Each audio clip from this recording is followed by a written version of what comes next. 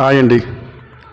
ఇక్కడ అనకాపల్లి అంజీ కాలనీ వెంకటేశ్వర స్వామి టెంపుల్ దగ్గర శత చండీ యాగం కార్యక్రమాన్ని ఏర్పాటు చేశారండి.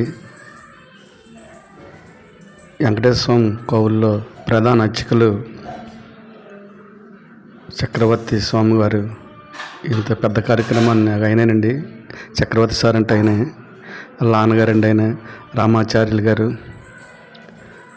మంచి కార్యక్రమం చేశారండి.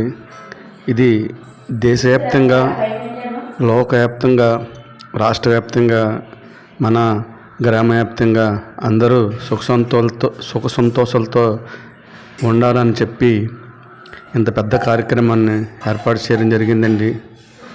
రోజుకి సుమారు 50 గంటల నుంచి 60 గంటలు కూర్చొని హోమం కార్యక్రమం చేసేవారండి. అది కాకుండా మళ్ళీ సాయంత్రం 6:30-7 గంటలకు కుంకుమార్చన కూడా చేసేవారండి. దానికైతే ఇంచుమించు ఒక 200-300 మంది ప్రతిరోజు కూడా కూర్చుండేవారు. ఈ కార్యక్రమంలో చిన్నపిల్లలు చూసారా, నృత్యాలు, హారతలు చూసారండి, కాగడ హారతలు. ఇటువంటి కార్యక్రమాలు ఒకటి కాదండి, చాలా కనుల విందులుగా జరిగిందండి. ఇక్కడ అనకాపల్లి అయితే మటుకి, మాకైతే మటుకి ఇటువంటి కార్యక్రమం మేము ఎప్పుడు చూడలేదండి. శత చండీ యాగం అంటే 100 యాగాలన్నమాట.